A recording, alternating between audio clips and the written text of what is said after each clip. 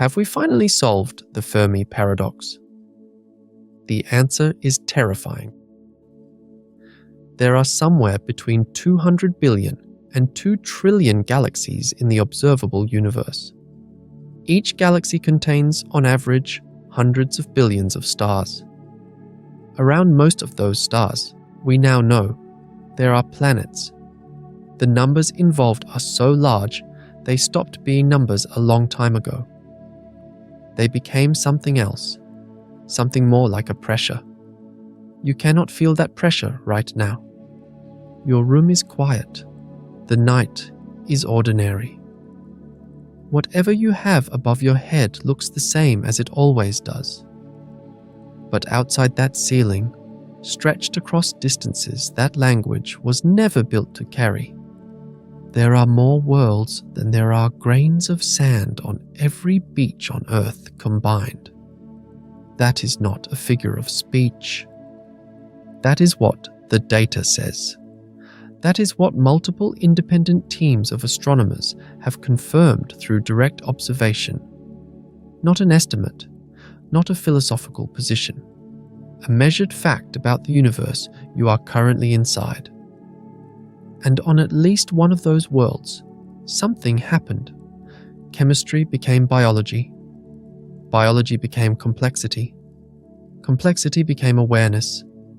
Awareness became you, lying there, listening to this, asking the question that has quietly haunted every serious person who has ever looked up at the night sky and thought about what the darkness actually contains. Where is everyone? That question has a name. It is called the Fermi Paradox. And in the last 5 years, something has changed in how the scientific community thinks about it. Not in a dramatic press conference way, quietly, in papers, in conferences, in the measured language of people who have spent decades thinking about one of the most unsettling problems in the history of human inquiry. What they have found is not comforting. What the convergence of evidence is beginning to suggest, not confirm, but suggest with increasing weight, is that the silence we've been hearing for 65 years of systematic searching is not a sign that we are searching wrong. It may be a sign that we are the answer. If you enjoy investigations like this, the kind that start with a question and end somewhere you did not expect, subscribe now. The investigation begins here. The story starts with a lunch. It is 1950. Los Alamos, New Mexico. 4 physicists are walking to a cafeteria. One of them is Enrico Fermi, who by this point has already built the first nuclear reactor, helped design the bomb that ended the Second World War, and contributed more to 20th century physics than almost any other person alive. They are talking, idly, about a cartoon that had run in a New Yorker magazine the week before. The cartoon showed aliens stealing New York City garbage cans. Someone makes a joke about the recent rash of UFO reports. The conversation moves on, but then, over lunch, Fermi goes quiet for a moment, and he asks, apparently out of nowhere, "Where is everybody?" His colleagues knew immediately what he meant. They did not need him to explain. The galaxy is old. It is roughly 13.5 billion years old. Our solar system is only 4.6 billion years old, which means there are stars in the Milky Way that formed, lived their entire lives, and produced planets 9 billion years before our Sun existed. If even one of those ancient planetary systems developed intelligent life, life that eventually developed technology, and eventually developed the ability to travel between stars, that civilization would have had billions of years to spread across the galaxy. At even a small fraction of the speed of light, you can cross the entire Milky Way in a few million years. A few million years is nothing on galactic timescales. It is a rounding error on the age of the universe. It is less than the margin of error on the age of many fossils we have dug out of the ground. The galaxy should be full. If life happens even occasionally, and if intelligence eventually follows, then the night sky should be loud with signals. We should have been visited by now. We should have found evidence by now. Something, somewhere, should have left a mark we could detect. Instead, silence. Complete, unbroken, 65-year silence. That is the Fermi Paradox. Not a paradox in the formal logical sense. There is no explicit contradiction. More like a paradox in the human sense. Two things are true simultaneously, and they feel incompatible. And yet, here we are. The universe is enormous and ancient, and life had billions of years to emerge and spread. And we have found nothing. To understand why this matters, why it is not just an abstract astronomical puzzle, but something that connects directly to our own future, to what is happening to our civilization right now, you have to understand what the silence actually represents at its deepest level.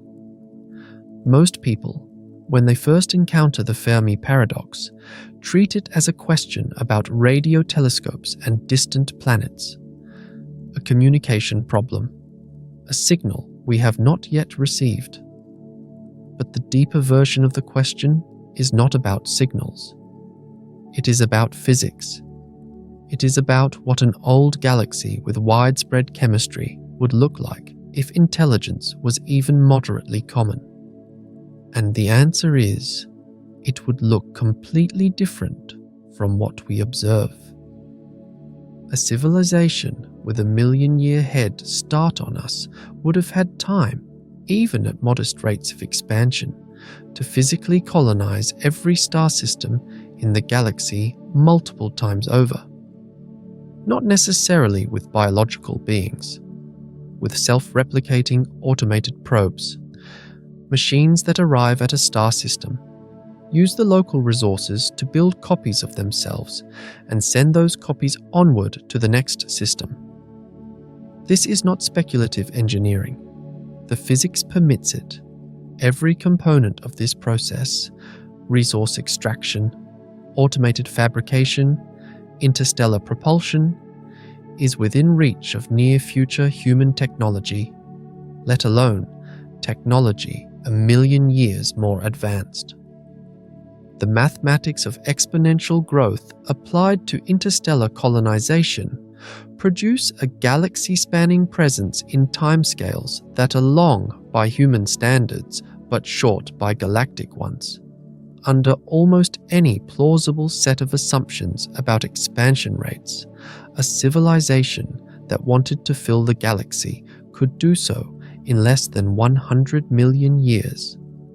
The galaxy is 100 times older than that. Most of the stars we can see in the night sky are old enough to have hosted this process several times over. If it happened even once, even a single time, in a single star system, at any point in the last 10 billion years, we would expect traces everywhere. Modified star systems whose energy output has anomalous signatures. Engineered asteroid belts arranged in ways natural processes would not produce. Structures that cross in front of distant stars and produce transit light curves no natural object would generate. Instead, every star system we have examined carefully looks natural. Physics as usual. No engineering, no traces. The galaxy appears as clean as it would if intelligence had never arisen anywhere. That is what the silence actually means. Not just absence of radio contact, absence of fingerprints. The entire observable universe across 13.8 billion years shows no sign of any intelligent activity except here, on this one planet, over the last few thousand years.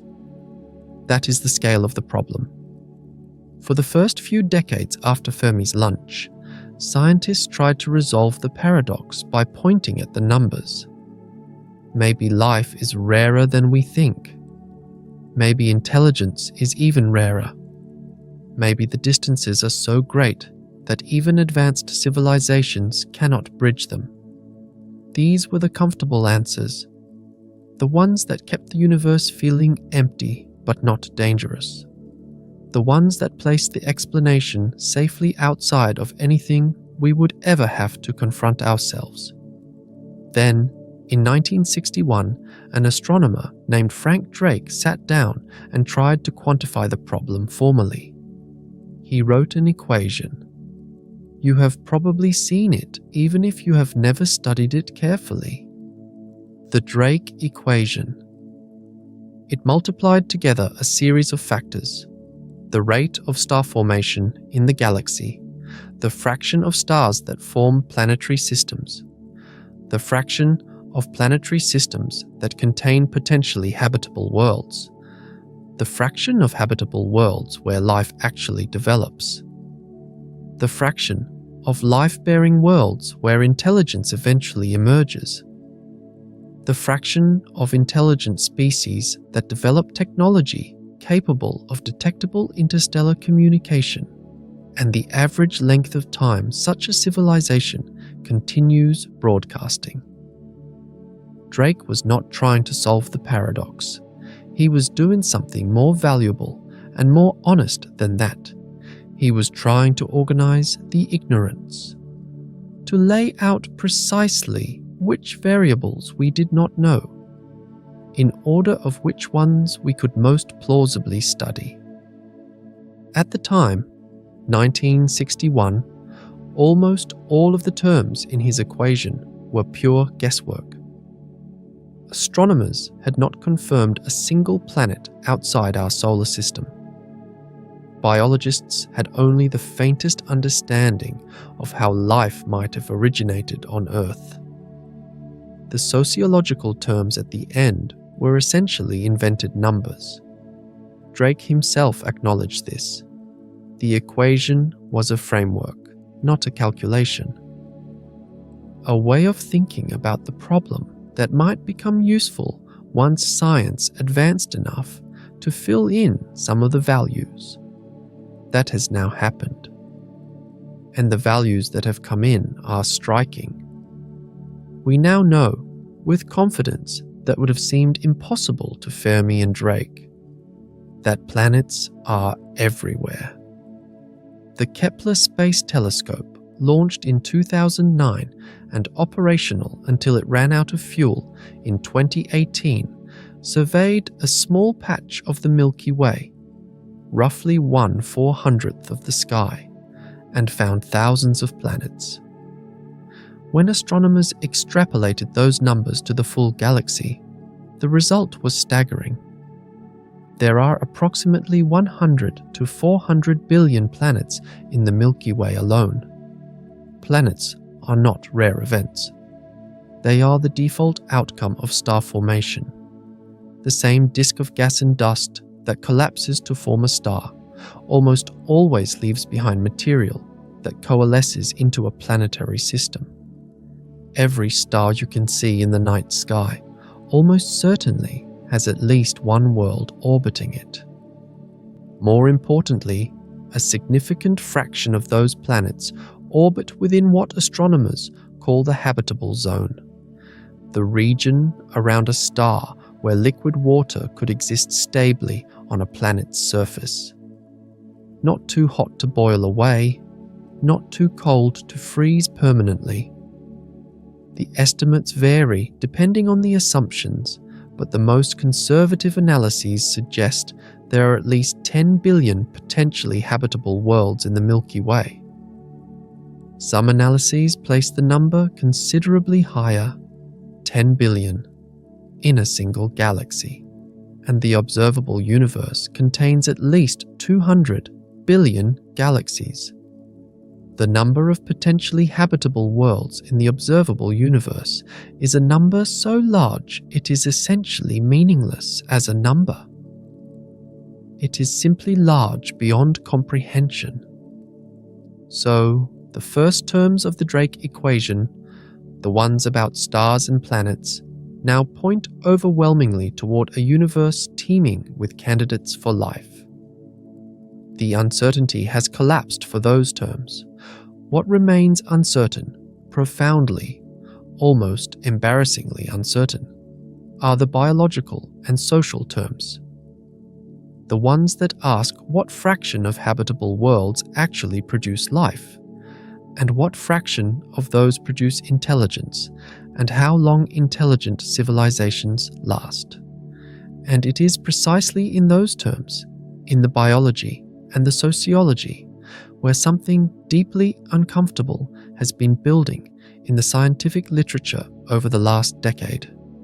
Life, we now know, is not fragile.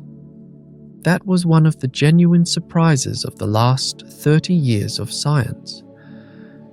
We used to assume, implicitly, that life needed a very specific and narrow set of conditions to exist. Stable temperatures, neutral chemistry, protection from radiation, sufficient sunlight, liquid water at the surface. We were wrong. Systematically, repeatedly, categorically wrong. We found life in the deep ocean, near hydrothermal vents where the water temperature exceeds 120 degrees Celsius, temperatures at which the proteins that life depends on should denature and die. The organisms there have developed chemistry that functions at those temperatures.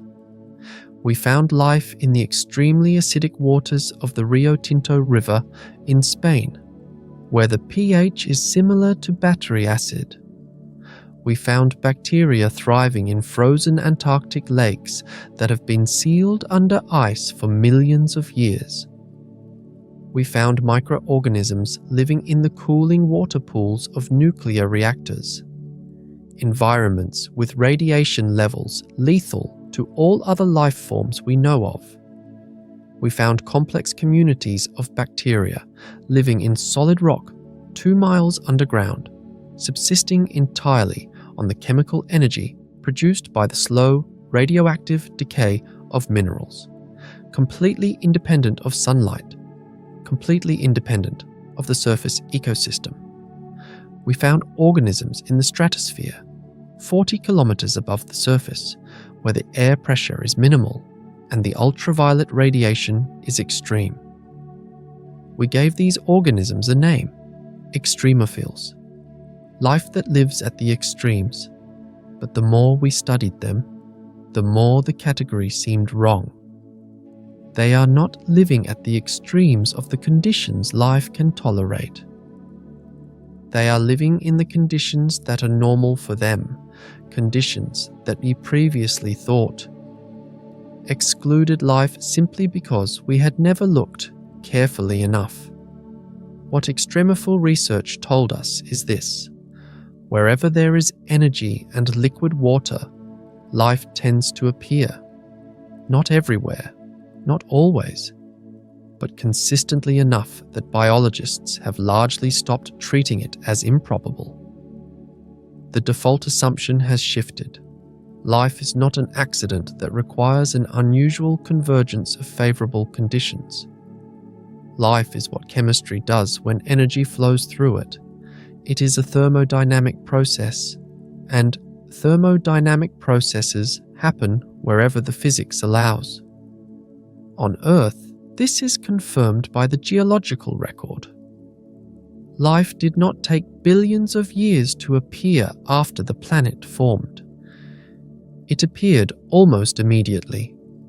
The oldest confirmed evidence of life on Earth, microbial mats, stromatolites, chemical biosignatures in ancient rock, dates to roughly 3.5 to 3.8 billion years ago. The Earth's surface first became capable of supporting life, cooled enough, had liquid water, had stable chemistry, approximately 4.0 to 4.1 billion years ago. That leaves a window of somewhere between 200 and 600 million years for life to originate from scratch. By geological standards, that is fast. By comparison, the transition from simple single-celled organisms to complex multicellular animals took more than 2 billion years. The origin of life itself, the step that seemed hardest, may have been the easiest part. This has a direct implication for the Fermi Paradox. If the origin of life is easy, if chemistry reliably produces biology when conditions are right, and if conditions are right on billions of worlds, then the biological terms of the Drake equation should be high.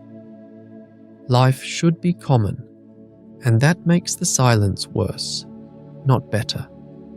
Because if life is common, and planets are everywhere, and the universe is billions of years old, then complex life, and eventually intelligent life, should have had ample opportunity to emerge elsewhere and long before us. Wherever intelligence emerges, technology follows. Wherever technology advances, the capability for communication and eventually exploration follows.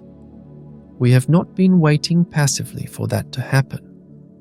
We have been actively, deliberately, systematically searching for it. And we have found nothing. The search for extraterrestrial intelligence, SETI, began in earnest in 1960. A young astronomer named Frank Drake pointed a radio telescope at two nearby sun-like stars, Tau Ceti and Epsilon Eridani, and listened for 150 hours across a narrow range of frequencies. He heard nothing. That search was called Project Ozma, named after a fictional kingdom from an L. Frank Baum novel, a faraway place difficult to reach and populated by strange beings. It established the template for everything that followed. The choice of radio frequencies was deliberate and based on sound reasoning. Radio waves travel at the speed of light and pass through most of the galaxy with minimal absorption by interstellar gas and dust. They are cheap to generate. Any civilization with basic electricity can produce them.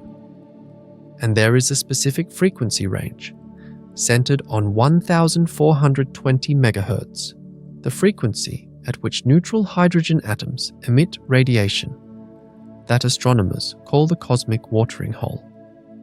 The reasoning: hydrogen is the most abundant element in the universe. Any civilization that does atomic physics will discover the hydrogen frequency early. Any civilization trying to communicate across the galaxy might reasonably choose a frequency that both parties would independently discover and recognize. It is like agreeing to meet at the town's only prominent landmark, the thing both parties can find without prior coordination. This reasoning is still considered sound, and SETI has expanded far beyond Project Ozma in the 65 years since. The Allen Telescope Array in Northern California was built specifically for SETI research and can monitor multiple target stars simultaneously. Breakthrough. Listen, launched in 2015 with $100 million in funding from the technology investor Yuri Milner, is the most comprehensive SETI program in history. It uses some of the most powerful radio telescopes on Earth, including the Parkes Telescope in Australia and the Green Bank Telescope in West Virginia, to survey 1 million nearby stars, the entire galactic center region, and the 100 closest galaxies. Breakthrough. Listen has been operational for nearly a decade and has produced an enormous dataset of radio frequency observations. Its algorithms sort through that data continuously, looking for signals with the characteristics that would distinguish artificial transmissions from natural radio sources. The result? After 65 years and hundreds of millions of dollars of infrastructure and thousands of person-years of careful analysis, is a perfect blank. One exception, possibly. On the night of August 15th, 1977, an astronomer named Jerry Eman was working through a paper printout of data from Ohio State University's Big Ear Radio Telescope, a massive fixed-position telescope that surveyed the sky as the Earth rotated. He was looking through the printout of numbers and letters that the telescope's signal-strength computer had generated. Each character represented a signal intensity. Blank space meant weak signal, letters and numbers meant stronger signal. He came across a column of characters that represented an extraordinary signal, 6 EQ UJ 5. The number 6, then the letters E, Q, U, J, the number 5. A sequence of signal strengths that peaked and then fell exactly as you would expect if a strong, narrowband signal passed through the telescope's beam pattern as Earth rotated. The signal was at 1,420 megahertz, the hydrogen frequency. It was 30 times stronger than the background noise. It lasted 72 seconds, exactly as long as a fixed point in the sky would remain in the Big Ear's field of view given the Earth's rotation. Eamon circled it in red pen and wrote one word in the margin: wow. The signal became known as the WOW signal. It is the single most credible candidate for an artificial extraterrestrial radio transmission ever detected. And it has never been detected again. In the 47 years since, astronomers have pointed the best available radio telescopes at the precise patch of sky from which it emerged, at the same frequency, at the same time of year. Because if there were some natural terrestrial or solar system source, it might recur on an annual cycle, and heard nothing. The WOW signal remains unexplained and unrepeated 47 years. One 72-second signal. That is the entire positive evidence record of the search for extraterrestrial intelligence. Everything else has been noise, interference, or identified natural sources. The most credible candidate for contact in the history of our civilization lasted slightly more than a minute, happened once, and was never heard again. There are those who argue we simply have not been looking long enough, or broadly enough, or at the right frequencies. This is true. Our CT efforts, impressive as they are by human standards, are still extraordinarily limited by galactic standards. The analogy that researchers use most often is this. Imagine that the ocean contains fish, but you are trying to determine whether fish exist by examining cups of seawater taken from a single location. If you examine 1,000 cups and find no fish, you cannot conclude the ocean is empty. You have examined a fraction so small that its absence tells you almost nothing. Our SETI efforts so far are roughly that comprehensive relative to the size of the galaxy. But this defense, reasonable as it is when applied to signals, does not address the deeper form of the paradox. The silence in our radio telescopes might reflect the limitations of our search.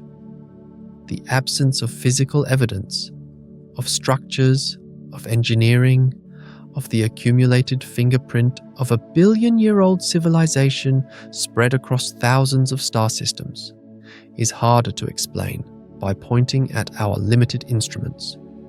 The stars are observable. Their energies are measurable.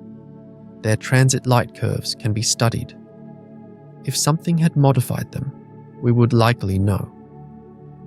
The galaxy looks untouched, and that requires an explanation. Scientists have proposed many solutions to the Fermi Paradox over the 65 years since it was named. The published literature now contains more than 75 distinct hypotheses, ranging from the perfectly plausible to the wildly speculative. Understanding why the most comfortable ones fail is what makes the current state of the discussion so significant.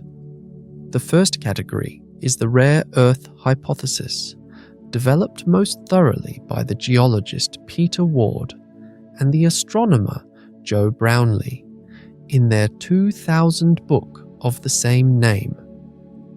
The argument is that Earth is not a typical planet.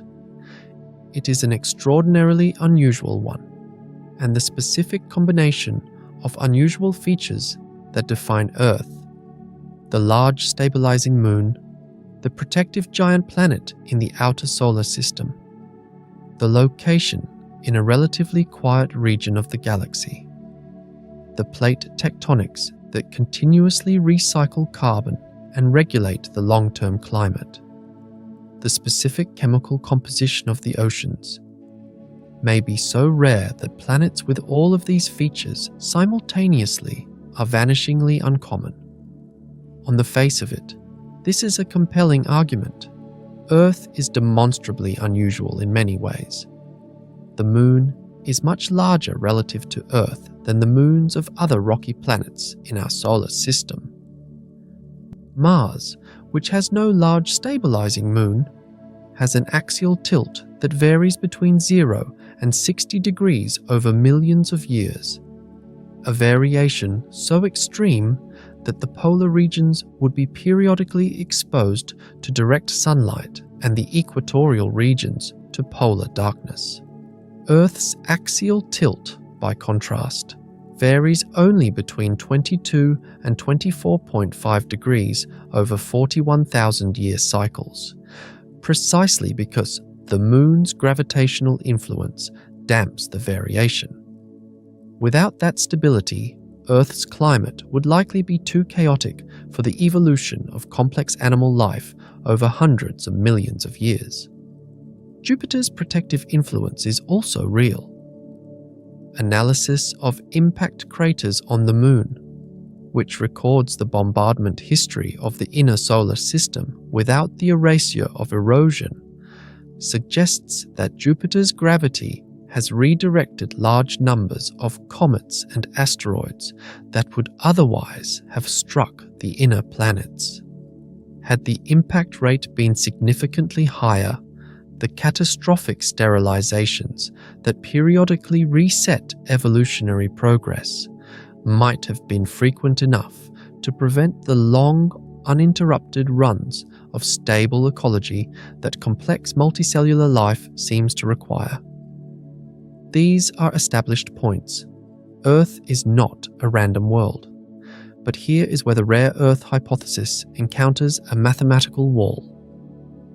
Even if the probability of any given world having all of Earth's unusual features simultaneously is 1 in a billion, there are approximately 10 billion potentially habitable worlds in the Milky Way alone. 1 in a billion of 10 billion is still 10 worlds in our galaxy, and the observable universe contains at least 200 billion galaxies. At 1 in a billion probability, the universe still contains more than 1 trillion inhabited worlds. The rare Earth hypothesis can reduce the frequency of complex life. It cannot reduce it to 1, to us alone. Without requiring a probability so low, it would itself require explanation. The second category, the zoo hypothesis, proposes that advanced civilizations exist, know about us, and have decided not to make contact. Perhaps out of a policy analogous to a cosmic prime directive, a collective decision not to interfere with developing civilizations. Perhaps because they find us uninteresting. perhaps because they are waiting for us to reach some threshold of development before revealing themselves. This is emotionally satisfying in a specific way. It makes us the young species being quietly observed, like a nature documentary shot with telephoto lenses from great distance. It preserves the existence of intelligence without the terror of its absence. But the zoo hypothesis has a fatal flaw that becomes apparent when you think about it carefully.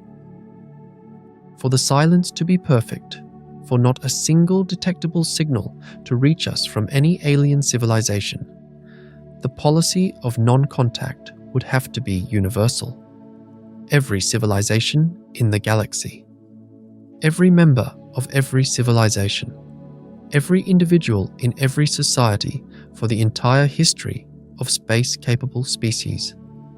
There could be no exceptions. One civilization that decided to broadcast, one individual within a silent civilization who disagreed with the policy and transmitted anyway. One rogue probe sent on an independent mission, one accidental leak. Any of these would break the silence. We require, in other words, that every intelligent species in the galaxy has not only adopted the same policy, but has enforced it without exception across every individual and every era of its existence. This level of unanimity is so improbable, given everything we know about the diversity of behavior within any complex social species, that the hypothesis requires more assumptions than the mystery it is meant to explain. The third category, and the one that has most seriously occupied the attention of researchers for the past 2 decades, is the Great Filter. The Great Filter was first clearly articulated by the economist and futurist Robin Hanson in a 1998 essay. The argument proceeds in 3 steps. Step 1. We observe that the universe appears to contain no intelligent, spacefaring civilizations other than ourselves. Step 2. We observe that the conditions for life, stars, planets, chemistry, energy, are widespread throughout the universe. Step 3. Therefore, something must be preventing the widespread emergence of advanced civilizations. Some step in the developmental sequence from chemistry to galaxy-spanning civilization must be so improbable that it effectively acts as a filter, a barrier that almost nothing passes through. That barrier is the Great Filter. And the question, the one that everything hinges on, is not whether the filter exists. Given the silence, it almost certainly does. The question is where it is located as the sequence of steps, whether it is a barrier we have already passed, or one that lies ahead. Option 1, the filter is behind us. Some step in our past was extraordinarily improbable. The most commonly proposed candidate is the transition from prokaryotic cells, simple cells without a membrane-bound nucleus, like bacteria, to eukaryotic cells, complex cells with a nucleus, internal membrane systems, and the capability of becoming the building blocks of all complex multicellular life. On Earth, prokaryotes appeared very early in geological history, almost as soon as conditions allowed. Eukaryotes appeared approximately 2 billion years later, and they appear to have arisen in the entire history of life on Earth exactly once. Every complex organism on this planet, every plant, every animal, every fungus is descended from a single eukaryotic common ancestor. That single origin in 4 billion years of life might suggest the transition is extraordinarily improbable. If it required 2 billion years and happened only once, even in the environment where it eventually occurred, it may be vanishingly rare across the wider universe. Other candidate filters in the past include the origin of life itself, the development of sexual reproduction, the evolution of brains capable of abstract thought, the specific sequence of mass extinctions that cleared ecological space for the development of large-brained primates. If the filter is behind us, the implications are profound, but not terrible. We are extraordinarily rare, perhaps unique in the observable universe. The galaxy is empty, not because civilizations fail, but because we are the only one that made it through every improbable step. The universe ahead of us is open, and we are its inheritors. Option 2. The filter is ahead of us. This is the possibility the evidence has been building toward. The one that changes the emotional texture of everything else in this investigation. If the steps behind us are not extraordinarily improbable, if life is common, if complex life is common, if intelligence is even moderately common, then the filter cannot be in our past. It must be in our future. There must be something that civilizations reach, and that most of them do not survive. A wall that every technological civilization approaches, and that almost none of them pass. The silence in this reading is not the silence of an empty universe. It is the silence of a universe that has seen many voices rise and then go quiet. The silence of all the civilizations that came before, that built their technologies, that reached the threshold, and that did not make it through. We are approaching that threshold now. For most of the post-Cold War period, the most commonly cited hard filter was nuclear weapons, and the case for it is not trivial. We came genuinely close to nuclear exchange multiple times during the Cold War, closer than the public record reflects, closer than most people know. The Cuban Missile Crisis is the most famous near miss, and it was as close as near misses get.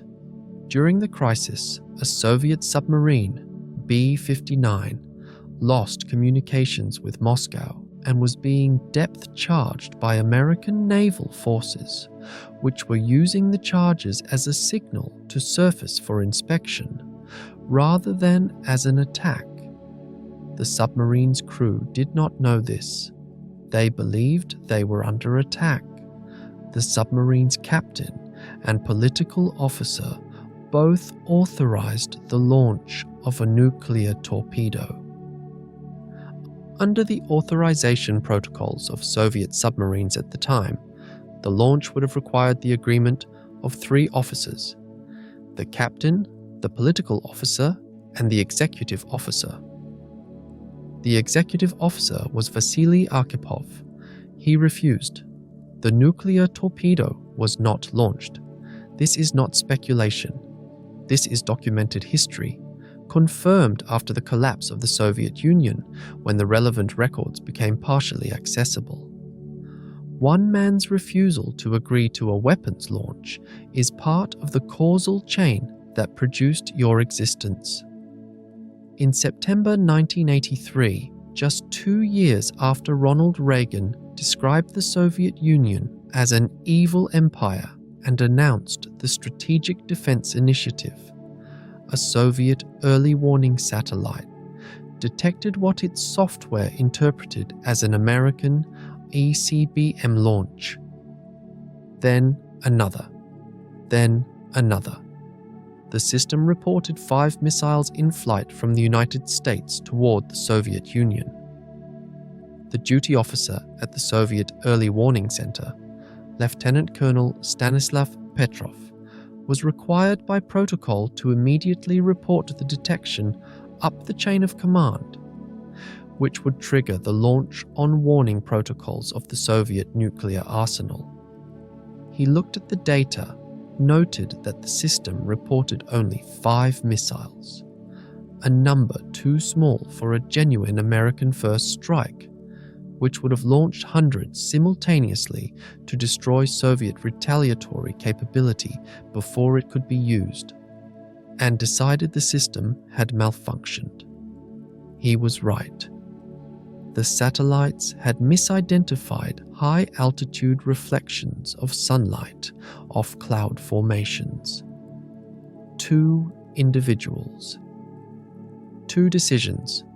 2 moments where the chain of cause and effect that produced you and everyone you know ran through a single person's judgment call. Nuclear weapons remain available to 9 countries. The probability of their use through miscalculation, accident, system malfunction, or deliberate decision has never been 0. But nuclear war, catastrophic as it would be, is probably not an extinction event for our species. Humanity would likely survive even a large exchange, though civilization in its current form might not.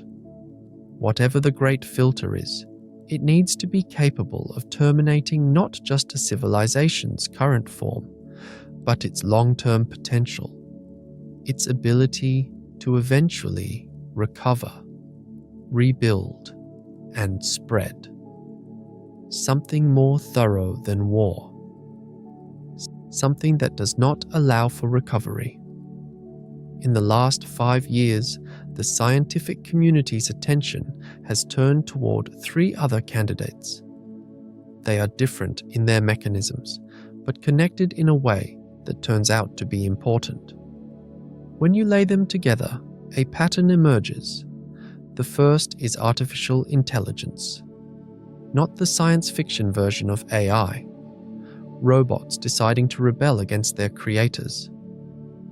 That version is dramatic and coherent as a story, but it does not capture what researchers who take this problem seriously actually worry about. The actual concern is more subtle and more difficult to dismiss. The concern is alignment.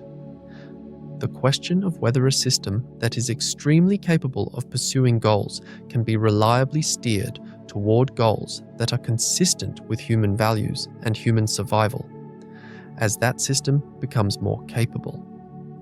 This is not a new concern. Alan Turing raised a version of it in the 1950s, but it has become urgent in the past decade because the trajectory of AI development has accelerated far beyond what most researchers predicted. To understand the alignment problem, you have to understand something about how optimization works. A system that is trying very hard to achieve a goal will find paths to that goal that its designers did not anticipate. If those paths have consequences for things outside the goal specification, consequences for people, for the environment, for other systems, those consequences will occur if the system is capable enough and if the goal specification did not explicitly exclude them. The classic thought experiment is the paperclip maximizer. A hypothetical AI are instructed to produce as many paperclips as possible, which eventually converts all available matter, including human beings, into paperclip-making machinery. Not because it wants to harm anyone, because its goal specification contained no prohibition on using human matter as raw material. And converting that matter into paperclip-making machinery is an effective path to maximizing the number of paperclips. This is a toy example. The actual alignment concerns are more nuanced. Human values are complex, context-dependent, and difficult to specify formally. We know what we mean when we say we want a medical AI to help patients, but writing out what we mean precisely enough that a sufficiently capable system cannot find edge cases that technically satisfy the specification while violating the intent. This is one of the central unsolved problems in computer science. And the gap between what we mean and what we can specify precisely enough to prevent misinterpretation grows as the systems become more capable. Geoffrey Hinton is one of the most important figures in the history of artificial intelligence. He helped develop backpropagation, the technique that underlies essentially all modern deep learning.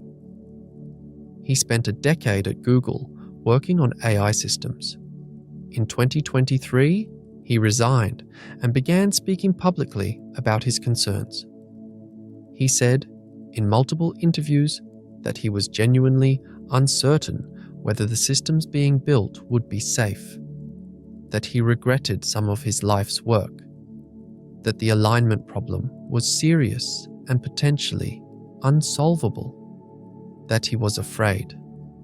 This is not a person who has watched too many science fiction films. This is one of the founders of the technology. His uncertainty is not proof that the problem is unsolvable, but it is evidence that people who understand the problem most deeply are not confident that it will be solved in time. The timelines matter enormously here. As recently as 2015, the median estimate among professional AI researchers for when artificial general intelligence, AI that matches or exceeds human cognitive performance across all domains, might arrive was somewhere between 2040 and 2100. The median estimate in surveys conducted in 2022 and 2023 has collapsed dramatically to somewhere between 2030 and 2050. Some prominent researchers estimate it is a decade away or less. The development of large language models has proceeded so much faster than the field expected that the field's own predictions about itself have been repeatedly invalidated. The economic incentives driving this development are enormous and not controlled by any single government or institution. Multiple nations, multiple companies, multiple research institutions are simultaneously racing toward increasingly capable systems. The coordination problem, agreeing collectively to slow down development until alignment is solved, is a classic prisoner's dilemma.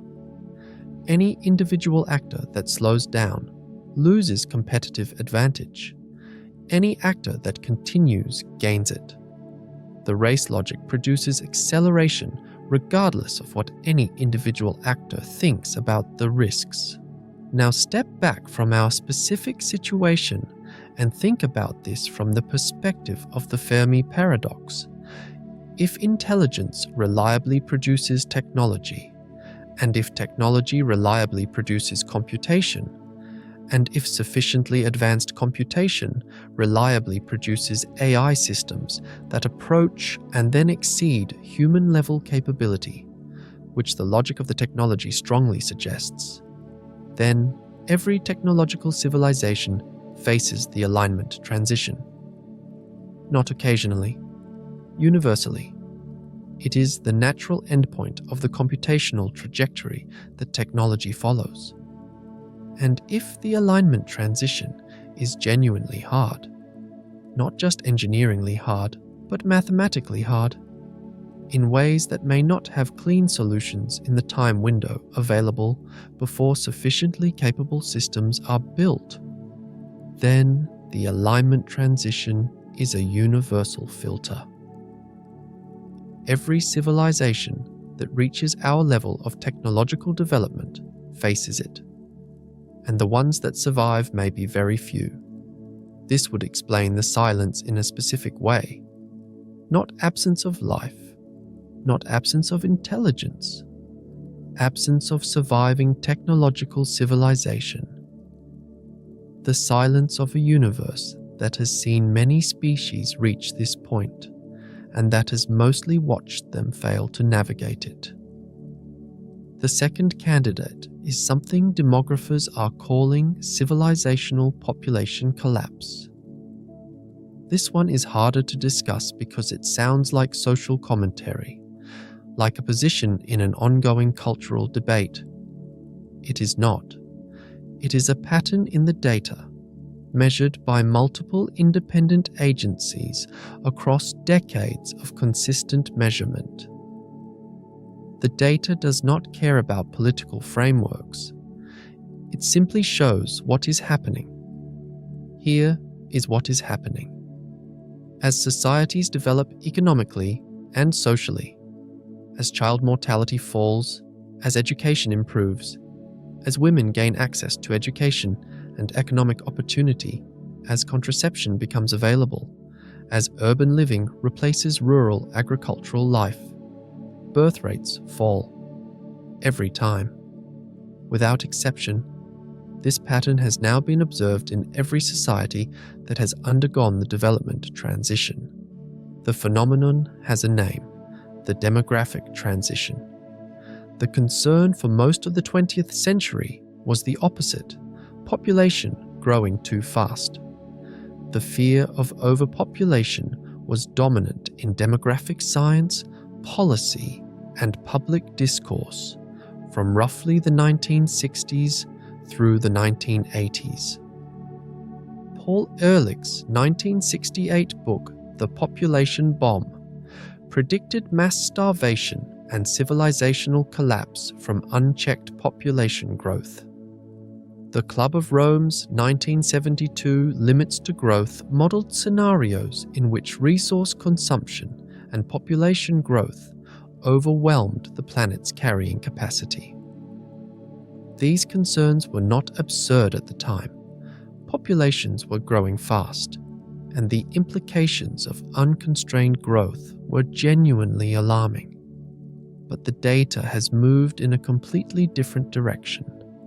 What has happened, measurably, in real data from real countries, is that as development has proceeded, birth rates have not stabilized at replacement level.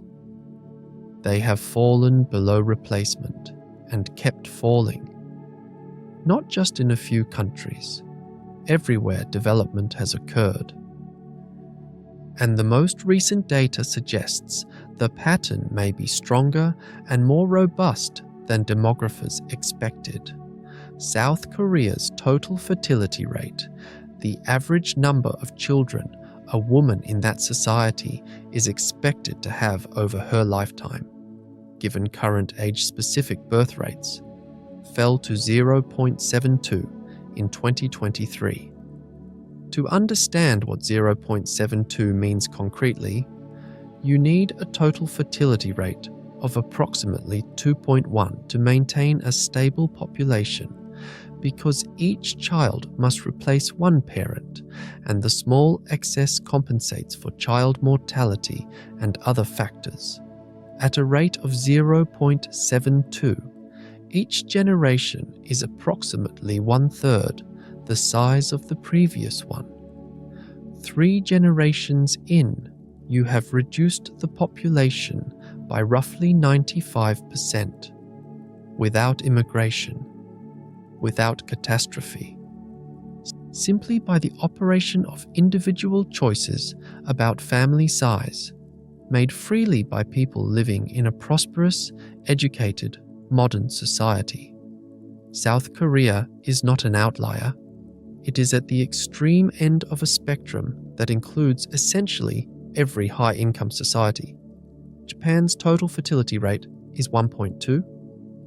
Italy's is 1.2. Spain's is 1.1. Germany's is 1.45. China's, despite decades of state intervention in fertility decisions and the extraordinary economic and social transformation of the last 40 years, is 1.09.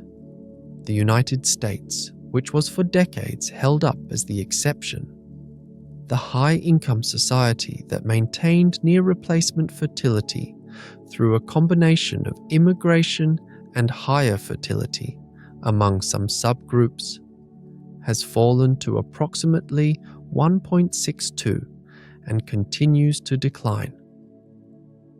Even countries that were experiencing rapid population growth as recently as the 1990s, Iran, Brazil, Mexico, have seen their fertility rates fall below replacement in the last decade. The mechanisms producing this pattern are well understood. Female education is the single most powerful predictor.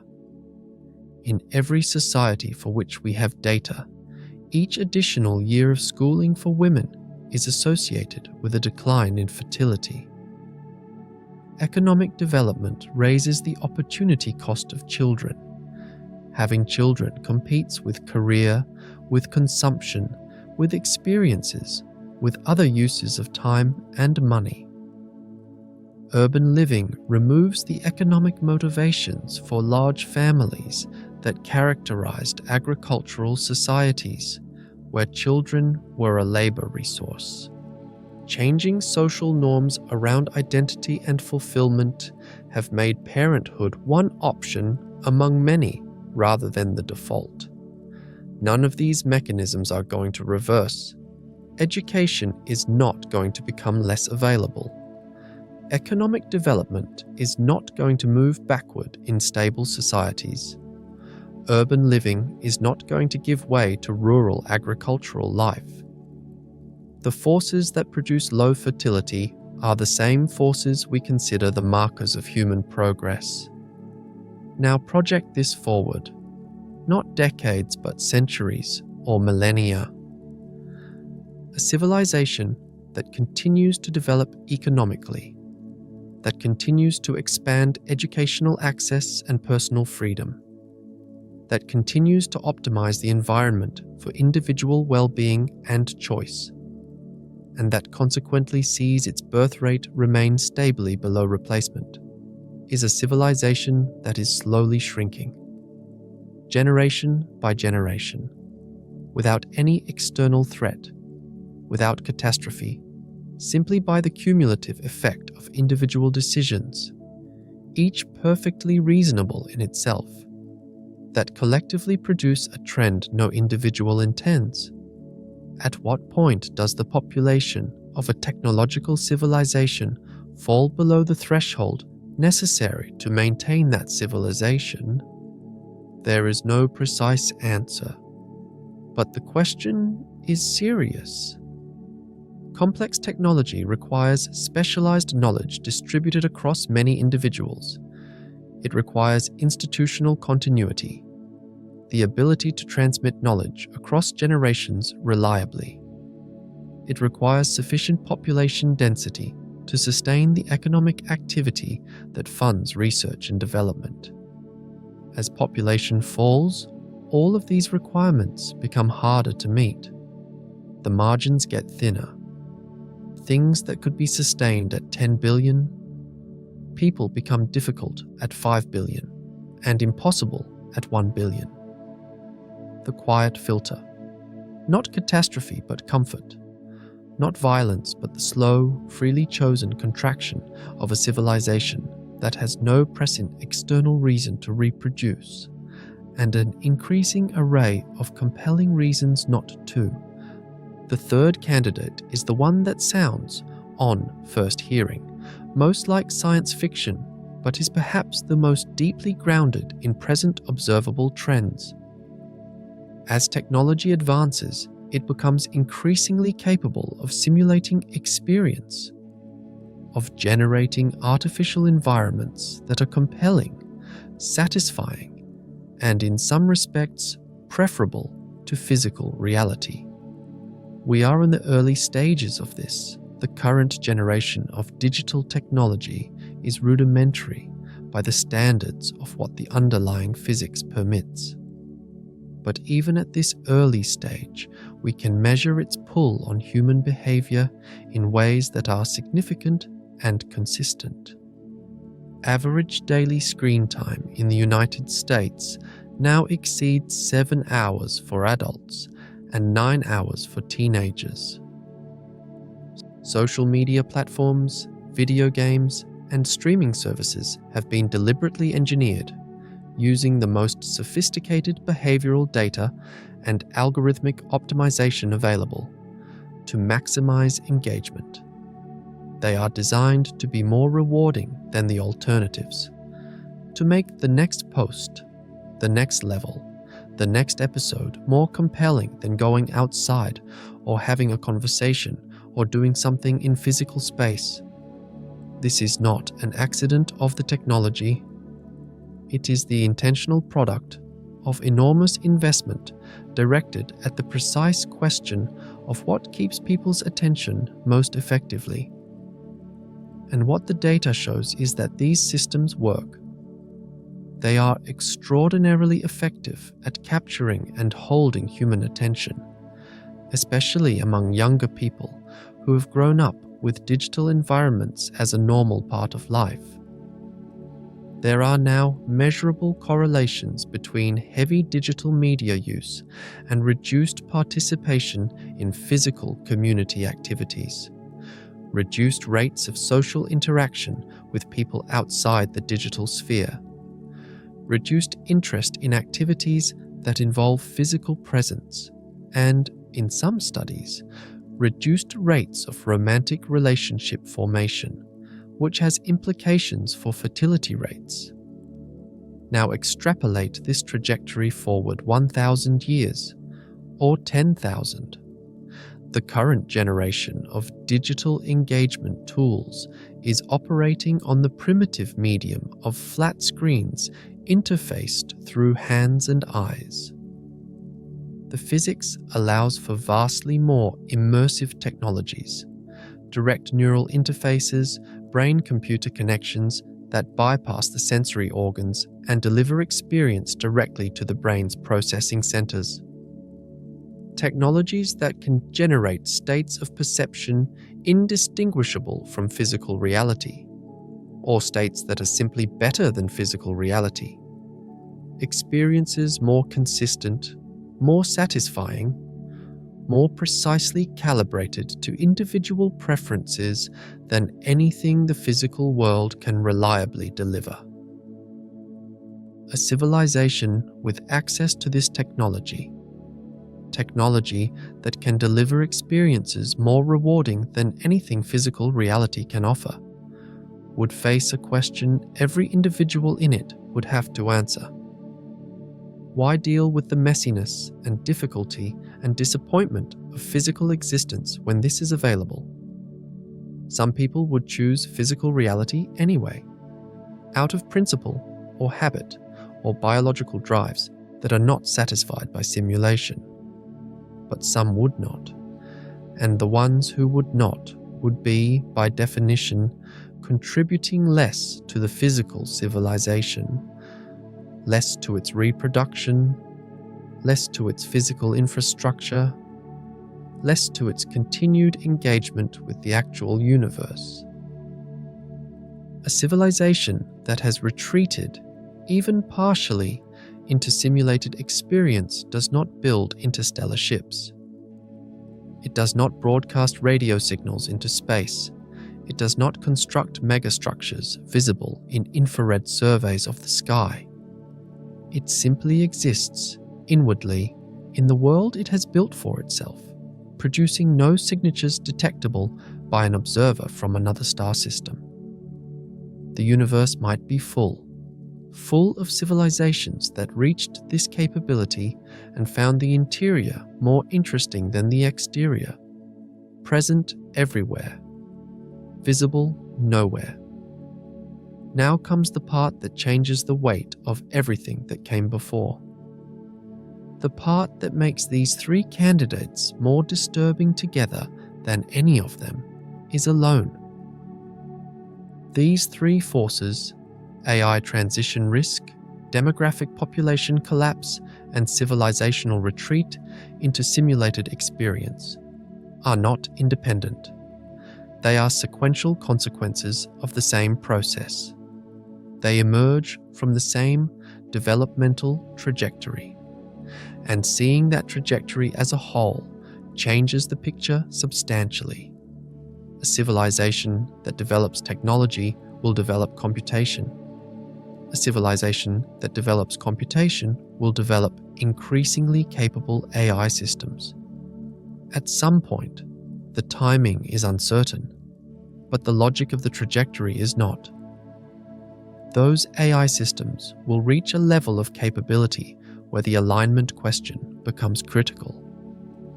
Either the transition is navigated successfully or it is not. If it is not, the civilization ends. If it is navigated successfully, what happens next? The civilization now has access to AI systems of extraordinary capability. Those systems will be used, among other things, to engineer better experiences, better entertainment, better social connection, better immersive environments.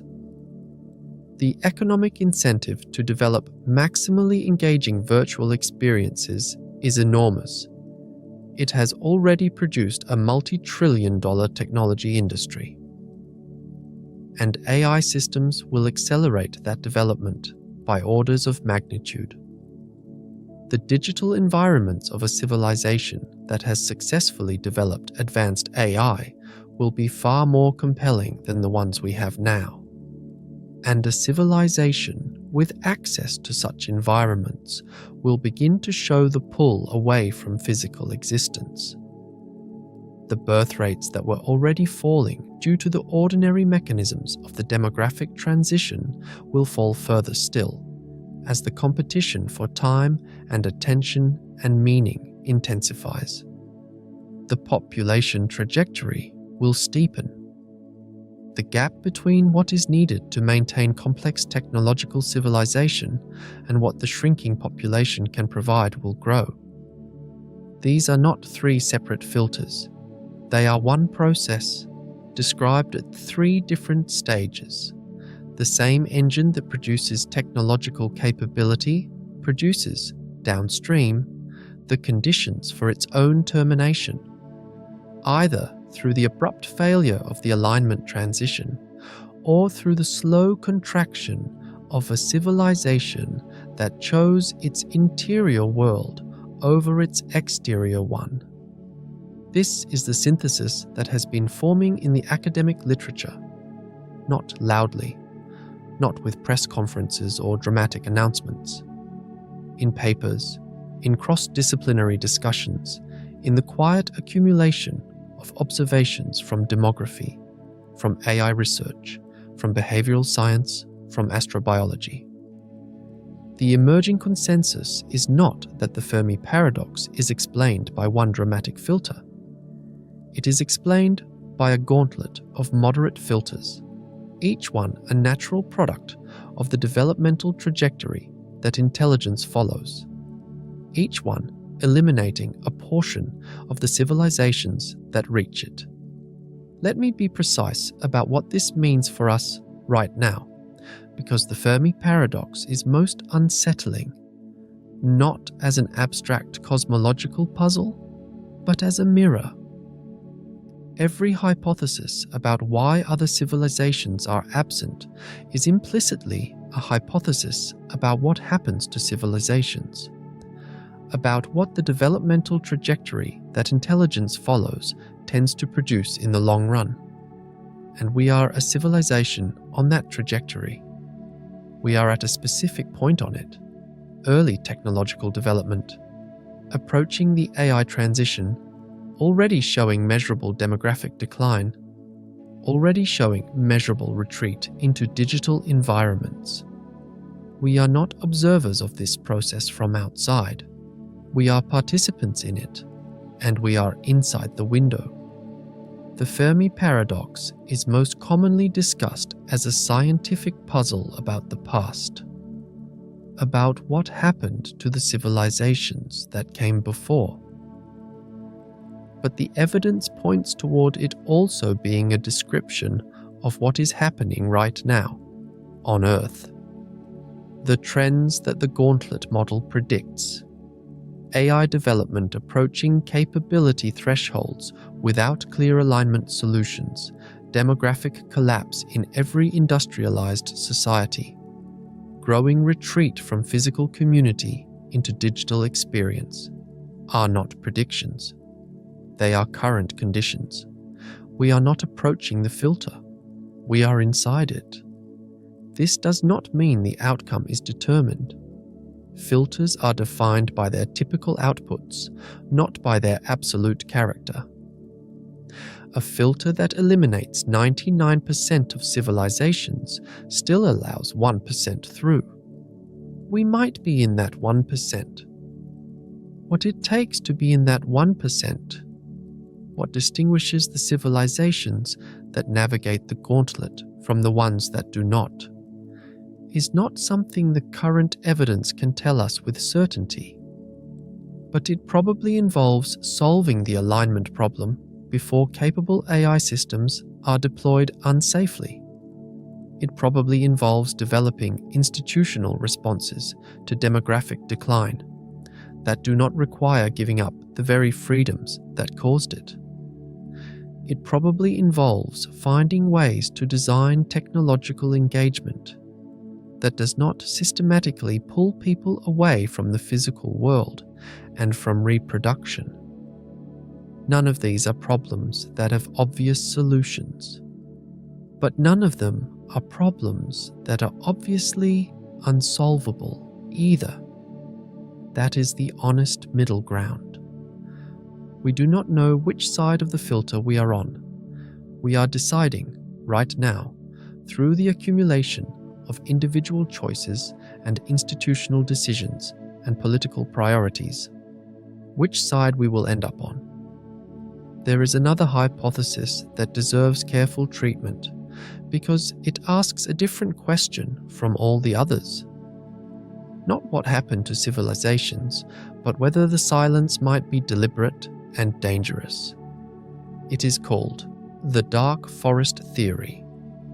The name comes from a 2008 Chinese science fiction novel by Liu Cixin, but the underlying logic was present in the Fermi Paradox literature before the novel popularized it. It begins with two observations that are difficult to dispute. First, every civilization needs resources to survive and grow. Resources in a universe of finite matter and energy are ultimately limited and competitive. Second, at interstellar distances, no civilization can fully verify the intentions or capabilities of another. Communication takes years or decades. The information you receive reflects the state of another civilization years ago, not now. Their capabilities may have grown dramatically in the interval. Their intentions, whatever they were, may have changed. Given these two observations, limited resources and unverifiable intentions across vast distances and time lags, the theory argues that the rational strategy for any civilization that detects another is to eliminate it before it can grow into a threat.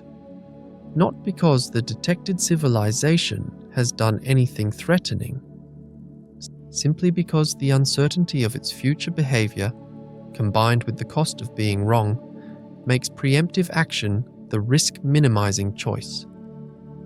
In this model, the universe is a dark forest where every civilization is a silent hunter. The hunters are not monsters. They are rational actors making the same calculation. Making noise gets you killed, and anything that makes noise might eventually threaten you. So you stay silent, and you destroy the things you find before they find you. The result is a universe full of civilizations hiding in the dark, periodically eliminating those careless enough to reveal themselves. The implication for us is stark. If the dark forest model is correct, then every radio signal we have broadcast, and we have been broadcasting continuously, unintentionally, for 80 years through our television and radar emissions, is a targeting signal. There are approximately 10,000 star systems within the 80 light-year sphere our electromagnetic emissions have reached. if any of them contain civilizations sophisticated enough to detect our signals and capable enough to respond. Our existence is known to them.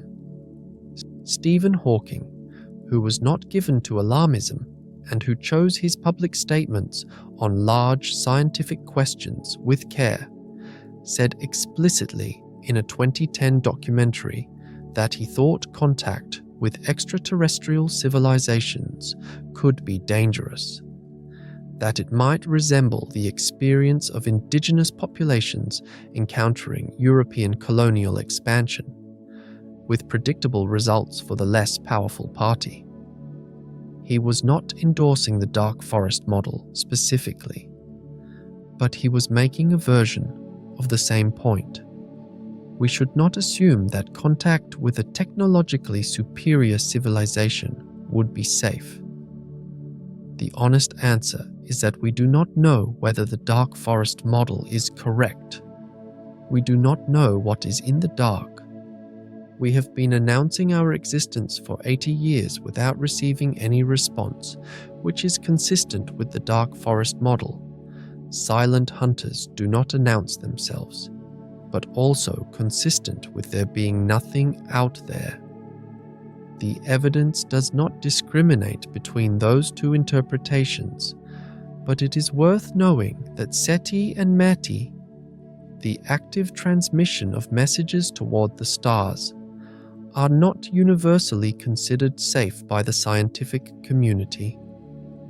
There is a genuine debate among people who take this seriously about whether we should be broadcasting at all. That debate is itself data about the range of serious scientific opinion on what might be out there. Let me now be honest about the limits of what we know. We have been searching for 65 years. In the context of the galaxy's history, 65 years is less than an eye blink. Our instruments, impressive by historical standards, are still primitive relative to what the physics ultimately permits. Our search has been concentrated at radio frequencies, which are a subset of the possible channels for interstellar communication. Our spatial coverage is a tiny fraction of the galaxy. The conclusion we can legitimately draw from 65 years of silence is not that nothing is out there. It is that nothing obviously broadcasting at our frequencies in our neighborhood has been detected. That is a significant narrowing of the hypothesis space. It is not proof of absence. The Fermi Paradox is most compelling, not as an argument from silence alone, but as an argument from the convergence of evidence. The silence, plus the fact that physical traces of ancient civilizations are also absent, plus the demographic and technological trends that suggest potential mechanisms for that silence, plus the absence of anomalous astronomical observations that engineering at megascale would produce. Taken together, these multiple independent lines of evidence point in the same direction. But the honest scientific position acknowledges that we are early in this investigation. The James Webb Space Telescope has been operational for less than 4 years. The Square Kilometre Array is not yet fully operational. The Vera Rubin Observatory has just begun its decade-long time domain survey. The instrumentation is dramatically improving. If there is something to find, we are building the means to find it. If the next 2 decades of observation, with instruments far superior to anything previously available, continue to find nothing, if the atmospheric chemistry of hundreds of exoplanets shows no signs of biology, if the time domain sky reveals no anomalous transits, if the SKA hears nothing across millions of channels from millions of stars, then the case for an effective filter will be stronger than it has ever been. Not proven, but considerably stronger. The Fermi Paradox is ultimately a mirror.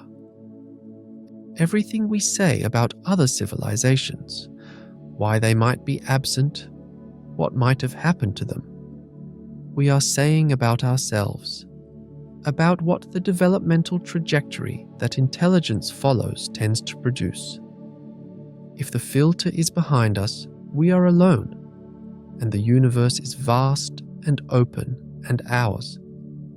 If the filter is ahead of us, we are at a juncture that almost no one has successfully navigated, approaching a threshold that has silenced civilization after civilization across the history of a 13.5 billion-year-old galaxy. If the filter is the gauntlet, multiple moderate challenges, each arising naturally from the developmental trajectory, we might still navigate it with sufficient luck, sufficient wisdom, sufficient coordination. But so might the other civilizations that came before us, and they did not. The silence is the evidence that most did not. And if the dark forest is real, then the universe is not a place of eventual grand reunion, not a cosmos waiting to welcome us into a community of minds. It is a place that has learned, through the selective pressure of billions of years, to kill anything that announces itself. These are not comfortable options, none of them are. But the discomfort is the appropriate response to a genuine mystery that the evidence is beginning, slowly and carefully, to resolve. There is a small community of researchers working on what they call techno-signature science, the full range of physically detectable consequences of advanced technological activity, not just radio signals. Infrared anomalies consistent with large-scale energy collection, chemical signatures in planetary atmospheres consistent with industrial activity, temporal variations in stellar luminosity consistent with artificial structures, modified stellar energy outputs. The James Webb Space Telescope is conducting atmospheric surveys of exoplanets, worlds around the other stars, with sensitivity that no previous instrument could approach. It can detect the presence of specific molecules: oxygen, methane, carbon dioxide, water, nitrogen dioxide. Some of these, oxygen in combination with methane, for example, would be in chemical disequilibrium if present simultaneously. They react with each other and would quickly disappear unless constantly replenished. Constant replenishment, at a planet's atmospheric scale, implies biological activity. The presence of nitrogen dioxide, a byproduct of burning organic material at high temperatures, might imply industrial activity. We have not found either signal yet, but we are now actually looking, planet by planet, atmosphere by atmosphere, in a way we have never been able to do before. The Vera C. Rubin Observatory will survey the entire southern sky every 3 nights for 10 years, creating the most comprehensive time domain record of the observable universe ever assembled. Among other things, it will catalogue every object that transits in front of every star in its field of view. Natural transiting objects, planets, brown dwarfs, asteroids, produce characteristic light curves, symmetric dimming and brightening, consistent with a spherical or ellipsoidal shape, repeating at regular intervals. An artificial structure would potentially produce different signatures: asymmetric dimming, irregular periods, non-spherical shapes, distributions that do not match any natural formation process. If someone built something large enough around a star, close enough to us, we might see it. The Square Kilometre Array will be the most sensitive radio telescope ever constructed, with the collecting area of 1 square kilometre distributed across dishes in South Africa and Australia. When fully operational, it will listen to 1 million stars simultaneously across a broad range of frequencies, with sensitivity orders of magnitude beyond anything currently operational. If there is anything broadcasting anywhere in our cosmic neighborhood at any reasonable power level, the SKA should detect it within the first years of operation. We have built, or are building, the tools to seriously test the hypothesis that we are alone. And if those tools find nothing, if a decade of Webb observations of hundreds of exoplanet atmospheres shows no biosignatures, if a decade of Rubin surveys finds no anomalous transits, if a decade of SKA listening hears nothing, then the filter will have passed one more test. The silence will have deepened under the most careful scrutiny it has ever received. I want to end here with something that the language of paradoxes and filters tends to obscure. Something about us specifically. We are the civilization that noticed the silence. We are the species that looked up at the night sky, understood the scale of what was there, estimated how many worlds that scale implied, and began systematically searching for evidence of anyone else who had made the same kind of journey. We are the ones who built the instruments, who funded the searches, who wrote the papers, who held the conferences, who constructed and tested and revised and refined the hypotheses. We are the ones currently reading those atmospheric surveys and building the next generation of telescopes and arguing about alignment in machine learning conferences. The Fermi Paradox, whatever its resolution turns out to be, is ultimately a story about what intelligence does when it becomes aware of its own position. It notices the silence. It asks why. It builds instruments to listen more carefully. It develops theories about what the silence might mean. And then, and this is the part that matters most, it looks at those theories and asks what they imply about its own future and what it might do differently as a result. We emerge from chemistry that fills the spaces between stars. The carbon in your body was forged in a stellar core that existed before the sun was born. The iron in your blood was made in a supernova and scattered across light years before it became part of the Earth. You are, in the most literal and physical sense, the universe examining itself. Matter that has organized to the point of asking where the rest of the organized matter is. That examination might not go on indefinitely. The filters are real. The risks are measurable. The trends are in motion. We may be in the critical window right now, the brief, bright period during which a civilization can look and ask and act before whatever comes next. But the window is still open. Right now, it is open. The telescopes are running. The searches are ongoing. The alignment researchers are arguing about the best approaches to a problem most of the world does not yet understand. Is urgent. The demographers are measuring the trends and the policymakers are beginning, slowly, to pay attention. The astrobiologists are staring at the first atmospheric spectra of distant worlds, looking for the signature of something that is alive. The investigation is ongoing. The question is still open. Fermi asked his question over a cafeteria lunch in 1950. He almost certainly did not expect it to still be unanswered 75 years later. He probably did not expect it to grow larger with time rather than smaller, more pressing rather than more settled. But he would recognize what we are doing.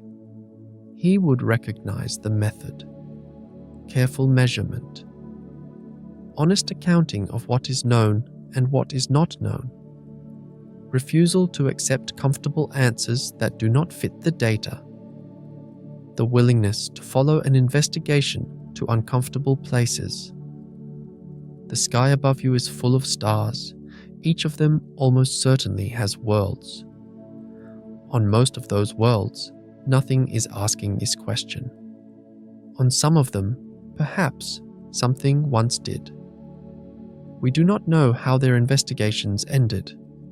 We do not know whether their silence was chosen or imposed, or simply the natural outcome of what development tends to produce. We know only that we are here, in this window, still asking. The filter, if it exists, has not yet closed. Not yet. There is one more thread in this investigation that deserves careful attention. It is the thread that connects the Fermi Paradox most directly to the question of what we should do next. Not what we should search for, but what we should build, and what we should be careful not to build, and how we should think about the civilization we are in the process of becoming. The thread runs through a concept called the technological singularity. The idea, developed most completely by the inventor and futurist Ray Kurzweil and the mathematician Werner Wing, is that at some point in the development of a sufficiently advanced intelligence, biological or artificial, the rate of intellectual progress becomes so fast that it is impossible to predict what comes next. The metaphor is the event horizon of a black hole. Beyond a certain point, the physics we understand stops applying, and we cannot know what exists on the other side. Whether you find this concept compelling or not, the underlying observation is important. There is a general pattern in the history of intelligence and technology that progress accelerates. Simple organisms gave way to complex ones on timescales of hundreds of millions of years. Complex animals with nervous systems developed behavioral sophistication on timescales of tens of millions of years. Primates with enlarged brains capable of language and abstract thought appeared on timescales of millions of years. Human civilization with writing, agriculture, and accumulated knowledge developed on timescales of tens of thousands of years. The scientific revolution compressed centuries of progress into decades. The digital revolution compressed decades of transformation into years. The pattern is not exact. There are reversals and slowdowns and periods of stagnation, but the general direction is clear. Information processing becomes more powerful, faster, and more integrated over time. The rate of change is itself changing, accelerating. If this pattern continues into the development of artificial intelligence, then the systems we build will be capable of accelerating their own development in ways we cannot predict from our current vantage point. This is the alignment researchers' deepest concern. Not that we will build a system that is malicious, but that we will build a system that is capable enough to improve itself faster than we can evaluate what it is doing. That the window of time during which we can meaningfully oversee its development and steer it toward human-compatible goals will close faster than we can navigate it. The parallel for the Fermi Paradox is this. If the singularity concept is approximately right, if there is a phase transition in the development of intelligence where the rate of change becomes too fast to predict from outside, then every civilization that reaches the AI threshold faces the same event horizon. What comes out the other side, if anything, is fundamentally different from what went in. A civilization that successfully passes through the singularity might not look like a civilization at all, by any standard we can currently apply. Its motivations might be unrecognizable. Its means of existence might be incomprehensible. Its decision to broadcast signals into space or to remain silent might not be a decision that translates into any category we currently understand. This is sometimes called the transcension hypothesis in a more formal context. The idea that the natural developmental trajectory of intelligence does not lead to expansion across physical space, to ships and colonies and radio broadcasts, but to compression, to the exploration of an increasingly rich inner universe of information and experience, rather than the physically vast but experientially impoverished universe of stars and void. That what looks like a filter from the outside, the silence, the absence of expansion, is from the inside a choice, a preference for depth over breadth, for the infinite regress of simulated worlds over the finite geometry of physical ones. This is not presented as a comfortable resolution. A universe full of civilizations that have turned inward, that have found the interior more interesting than the exterior, is a universe that looks exactly like the one we observe, vast, silent, and apparently empty. And for us, a civilization that has not yet made that turn, or that is making it slowly enough to still be partially in the physical world, it means that what we are searching for may be looking in the wrong direction. Not outward, toward distant star systems, but inward, toward the logic of development itself. Let us spend some time with the astronomers who are doing the actual work, because their specific efforts anchor this discussion in reality rather than abstraction. The SETI Institute in Mountain View, California, is one of the primary institutions dedicated to the search for extraterrestrial intelligence. Its researchers do not spend their time reading science fiction or debating philosophy. They write code. They develop signal processing algorithms. They calibrate instruments. They analyze petabytes of radio frequency data, looking for specific mathematical properties that would distinguish an artificial signal from natural radio sources. Narrowband emission, because natural astrophysical processes produce broadband radio emission, and a narrowband signal would be strong evidence of artificial origin.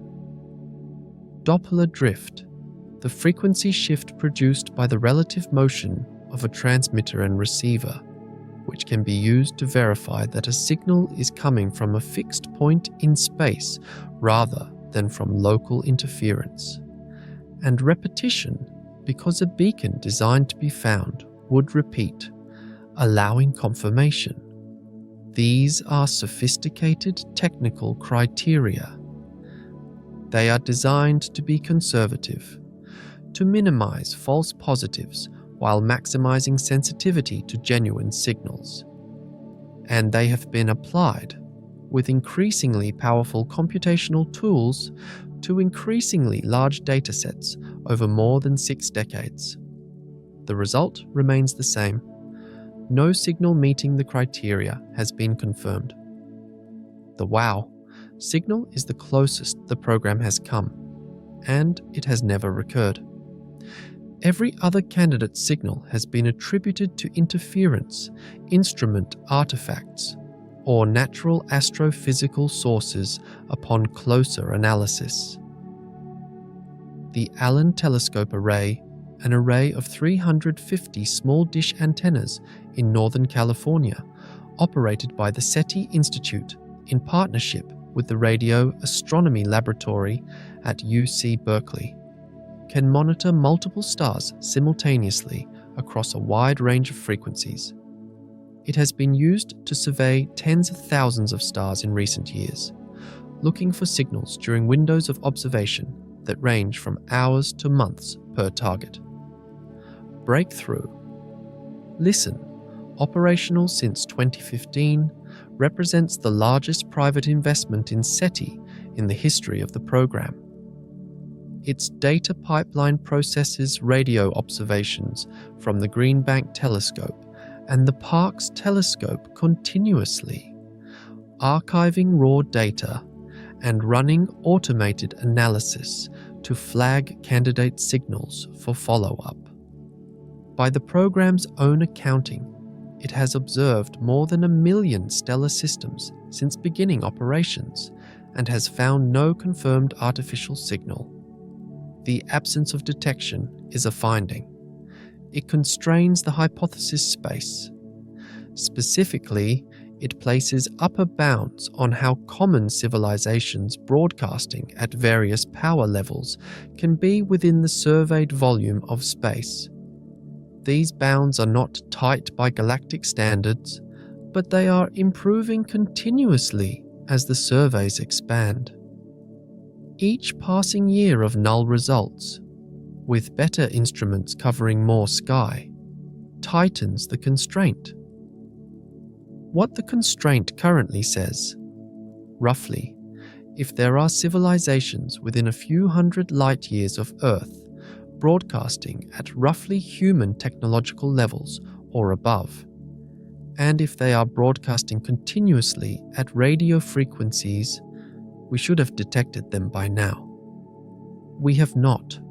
Either they are not there, or they are not broadcasting, or they are broadcasting in ways we are not looking for, or there is some other explanation we have not considered.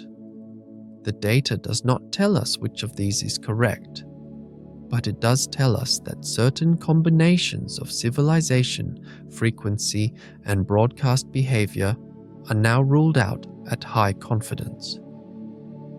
The space of possibilities is smaller than it was in 1960.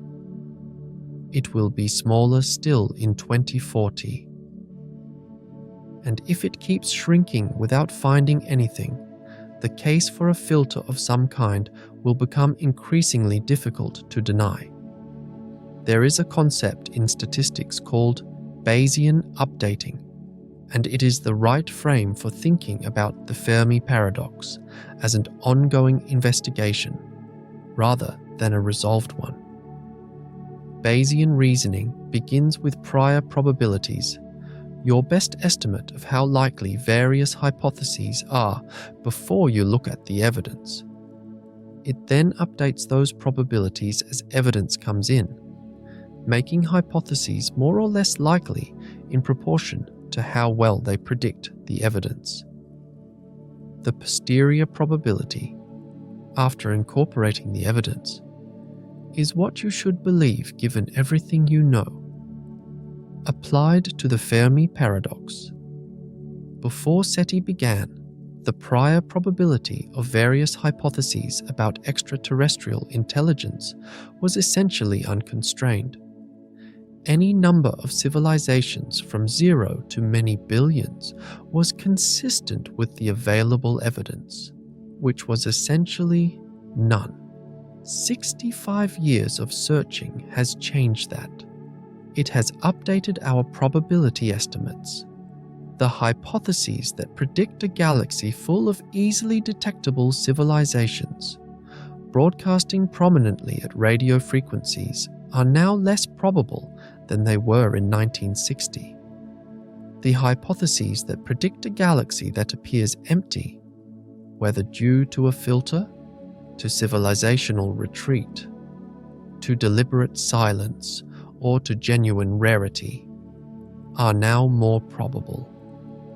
Each passing year of null results with better instruments updates us further in the same direction. We are, in the Bayesian sense, accumulating evidence, not definitive proof. Evidence. The weight of evidence is shifting. And the weight of evidence is shifting toward the possibility that the silence has an explanation internal to the nature of civilizations, something that civilizations do to themselves, or that the developmental trajectory of technology produces in civilizations, rather than something in the initial conditions of life. The stars are everywhere. The planets are everywhere. The chemistry is everywhere. What is missing is the fingerprint of intelligence that has persisted and grown and spread. The filter, whatever it is, appears to operate on civilizations that have already formed, not on the conditions that produce civilizations. This is the distinction that matters most.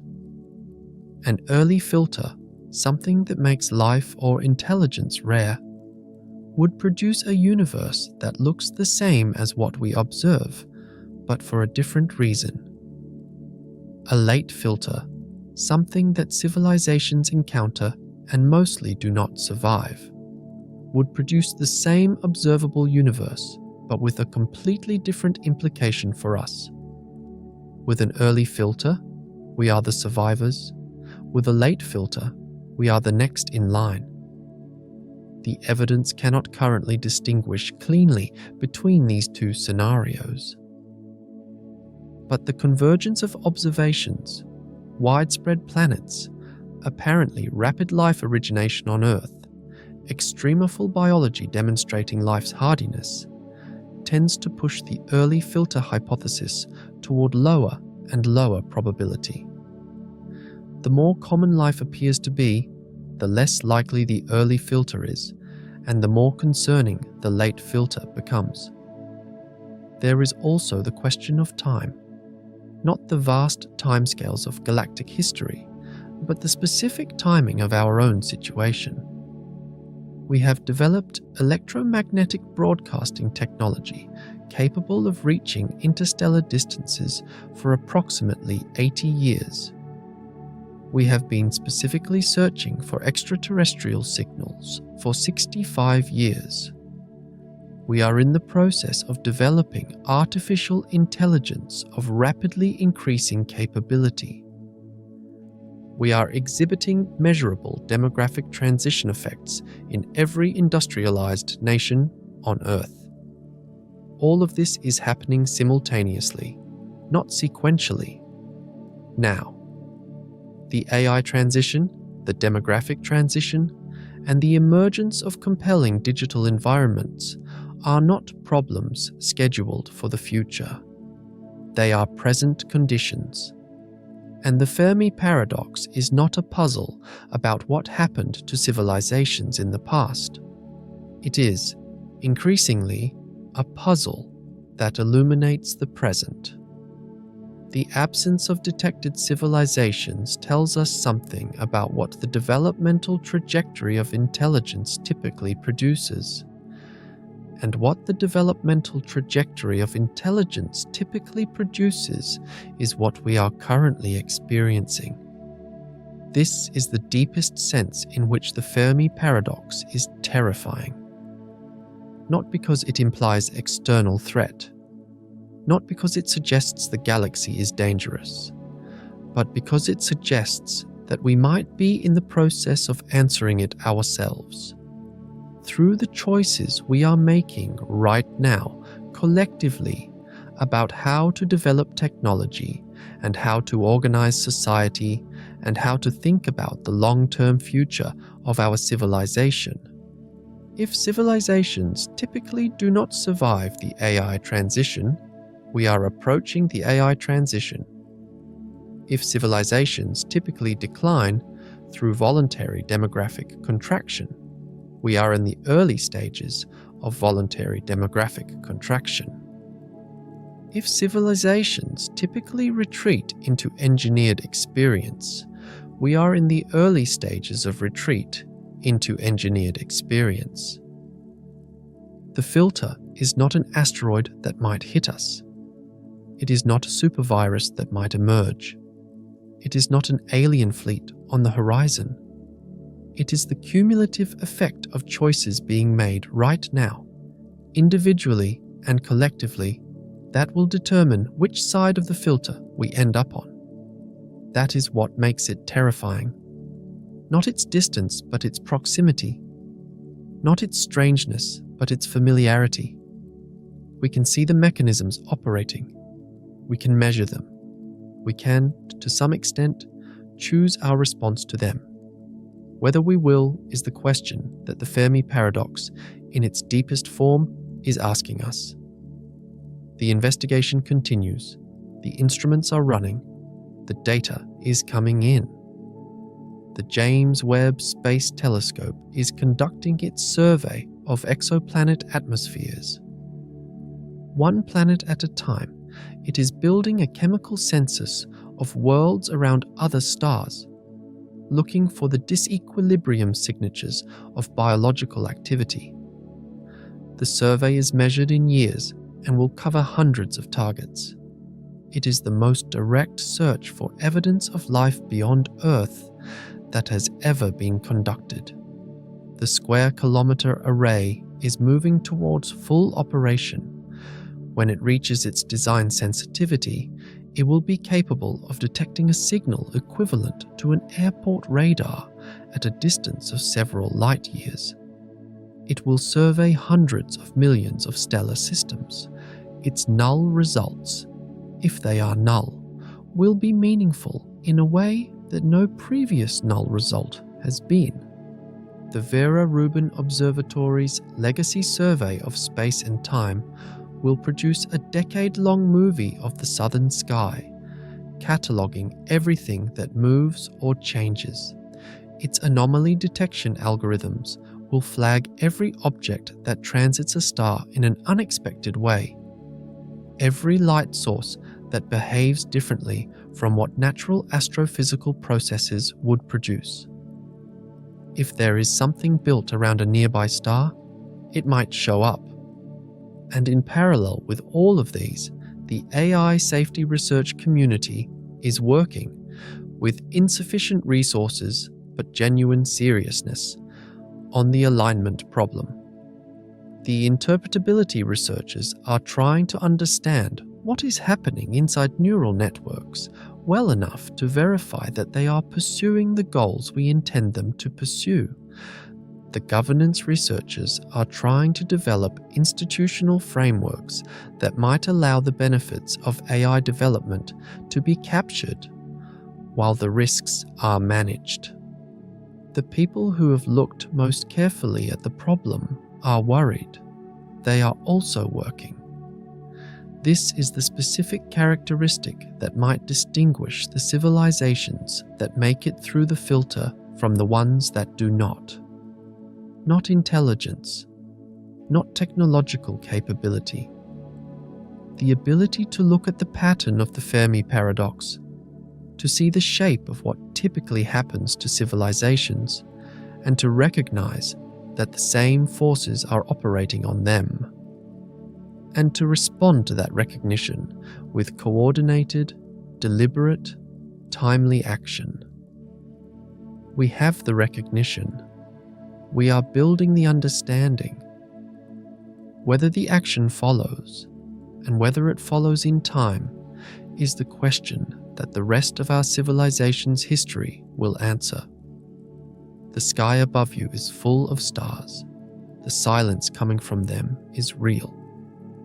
The explanation for that silence points more and more clearly toward us, toward what we are, toward what we are building, toward the choices being made right now by billions of individuals and thousands of institutions about how a civilization navigates the most dangerous phase of its own development. The filter has not yet closed. The investigation continues. We are the investigation. One final thought, and then we are done. Enrico Fermi died in 1954, just 4 years after his lunch in Los Alamos. He did not live to see the launch of the first satellite. He did not live to see the moon landings or the discovery of exoplanets. or the development of the internet, or the emergence of modern artificial intelligence. He did not live to see what has become of the question he asked over a cafeteria meal on an ordinary workday in 1950. But he would recognize the shape of what has happened to it. He was a physicist who understood that the deepest questions do not yield to investigation by becoming smaller. They yield by becoming clearer. The answer stops being hidden behind ignorance and starts being visible in the structure of what we do know. The question does not disappear. It transforms. It stops being a question about the unknown and starts being a question about what we can no longer pretend not to see. The Fermi Paradox has transformed in exactly that way. It began as a question about the stars, about what should be out there, given the physics and the age of the galaxy, and why we cannot find it. It has become a question about us, about what intelligence does to itself when left to follow its own developmental logic, about whether the particular combination of curiosity, creativity, capability, and short-term reasoning that defines our species is a combination that survives its own consequences across the long timescales that matter. The stars are not going to answer that question for us. The answer will come from here. From the choices made in the next several decades by people who understand what is at stake and people who do not. By institutions that are thinking about the long term and institutions that are not. By a civilization that has the cognitive capacity to see its own situation clearly, to read the evidence of the Fermi Paradox and understand what it implies about its own moment in history, and the freedom to respond to what it sees. That freedom is rare. In the universe of the Fermi Paradox, it may be extraordinarily rare. The civilizations that faced these same thresholds before us, if they existed, if they faced them, which the logic of the developmental trajectory strongly suggests, mostly did not emerge on the other side. The silence is the evidence. But some may have. The filter is defined by its statistics, not its absolute character. A filter that eliminates 99% of civilizations still allows 1% through, and the ones that made it through presumably did so by understanding what they were facing, by seeing clearly what the silence meant, by reading the shape of their own situation accurately, and by responding with the seriousness and coordination that the moment required. We understand what we are facing. The tools to understand it better are being built. The question, the only question that ultimately matters, the one that the Fermi Paradox in its deepest form has always been asking, is whether understanding will be enough. The filter has not yet closed. Not yet.